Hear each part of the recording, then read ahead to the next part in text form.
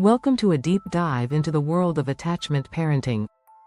This popular style of parenting focuses on being close to your child, responding to their needs, and building a strong bond. But did you know that attachment parenting can sometimes lead to unexpected challenges? Research shows that nearly 40% of parents who practice attachment parenting feel overwhelmed. That's right, what starts as a loving approach can sometimes create stress for both parents and children. In fact, studies reveal that 1 in 4 children who experience excessive attachment struggle with anxiety and separation issues later in life. Shocking, isn't it? As parents, we all want what's best for our kids. But is being attached at the hip truly the answer? In this video, we'll explore how attachment parenting can backfire. We'll discuss how a focus on constant closeness can lead to dependency, burnout, and even boundary issues. You'll learn practical strategies to create a healthier balance that supports your child's independence without losing that vital connection.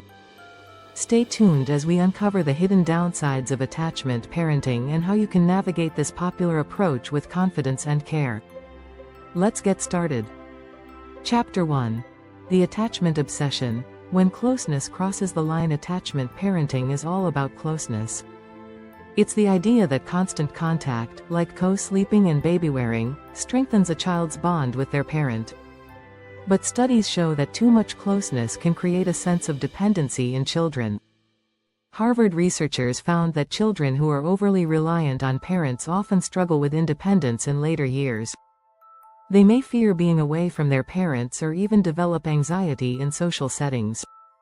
While staying close to a child can feel natural, it's key to watch for signs of dependency. Dr. William Sears, who popularized attachment parenting, stresses the importance of a balanced bond. He notes that children need a sense of security, but also the freedom to explore. Constantly holding or watching over them can make it harder for them to feel secure on their own. So what's the solution? Try a strategy called gradual distancing. Start by allowing small moments of separation during the day.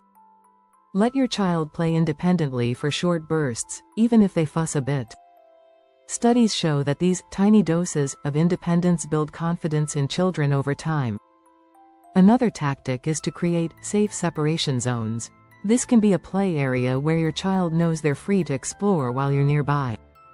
Research published in Child Development shows that children learn best when they know their parents are accessible but not hovering.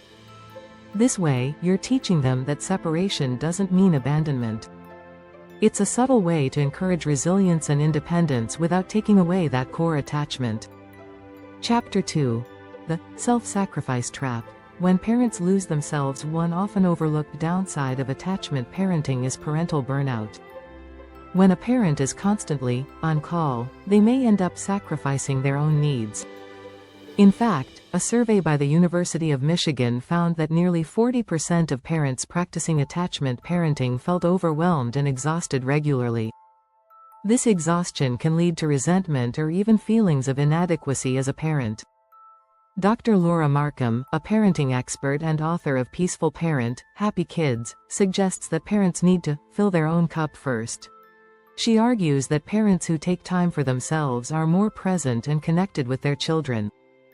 Self-care isn't selfish, it's essential. Think of it as modeling for your child what it means to maintain balance.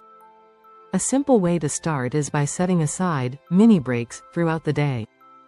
Research shows that even a 5-10-minute break can reduce stress levels significantly. Try doing something small for yourself, like stepping outside for fresh air or reading a few pages of a book.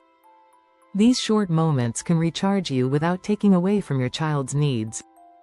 Another tip is to build structured downtime into your routine.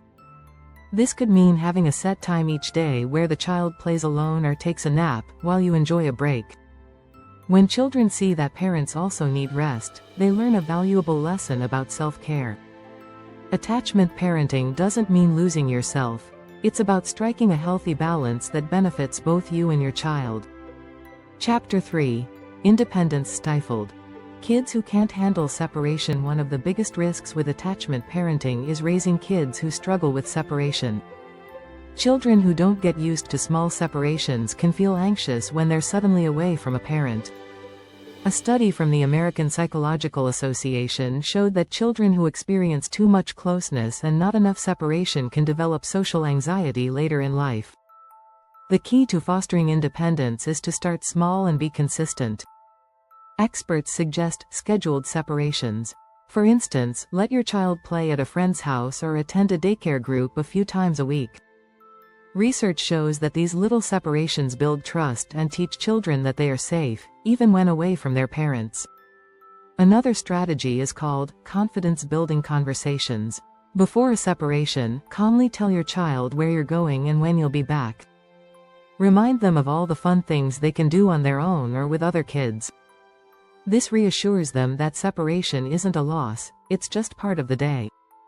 Studies reveal that children who feel informed and prepared have a smoother transition during separations. Lastly, practice independence activities at home. Encourage your child to engage in small tasks without your help, like cleaning up their toys or choosing an outfit.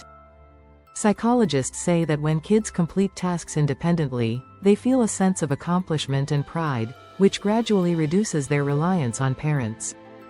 If you're finding this content helpful, don't forget to subscribe. You won't want to miss out on more strategies to navigate parenting challenges. Chapter 4. Boundaries Gone Bust. When kids become mini-bosses, attachment parenting can sometimes blur the lines between responding to a child's needs and letting them run the show. When boundaries aren't clear, kids may feel empowered to demand constant attention or resist rules, which makes everyday routines harder.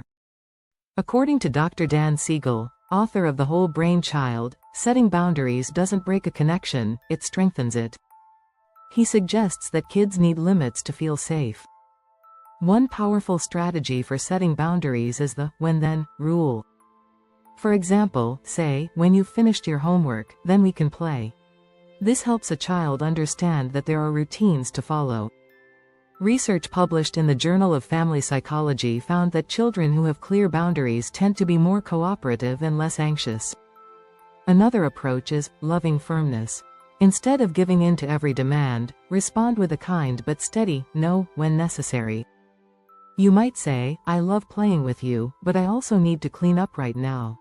Psychologists note that parents who use a calm tone and explain their reasons raise kids who respect boundaries more easily. And don't worry, setting boundaries doesn't hurt your child's attachment. In fact, experts find that consistent limits teach kids self-regulation, which becomes a valuable skill later in life. As parenting expert Janet Lansbury says, children don't need perfect parents, they need boundaries. Giving them this structure helps them feel secure and respected. Chapter 5. Parental Guilt Spiral.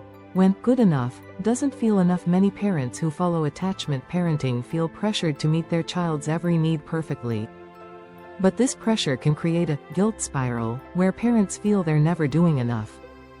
According to a survey by the Pew Research Center, 68% of parents said they worry about not spending enough quality time with their kids. This constant guilt can lead to exhaustion, stress, and a cycle that affects the parent-child bond. A helpful strategy here is to practice self-compassion. Dr. Kristen Neff, a pioneer in self-compassion research, says that being kind to yourself is one of the most powerful tools for a healthy mindset. When a day doesn't go perfectly, remind yourself that parenting is a journey, not a checklist. Try saying, I'm doing my best, and that's enough. Studies show that self-compassion can reduce parental burnout and increase patience. Another effective tactic is to define your good enough standard. Dr. Donald Winnicott, a famous pediatrician, coined the term good enough parenting, which means meeting a child's needs without striving for perfection. Accept that it's okay if some things don't get done. Research from the University of Notre Dame found that children with good enough parents grew up feeling loved and secure, even if everything wasn't perfect. Finally, remember that quality matters more than quantity. Instead of trying to be available every second, focus on engaged, quality interactions. A study in developmental psychology found that even 10 minutes of focused play daily makes a big impact on a child's happiness and connection to their parent. So, take a break from guilt and trust that your efforts are enough. Thank you for joining us on this journey. If you found these insights valuable, don't forget to subscribe for more parenting tips and strategies. Together, we can navigate the ups and downs of parenthood.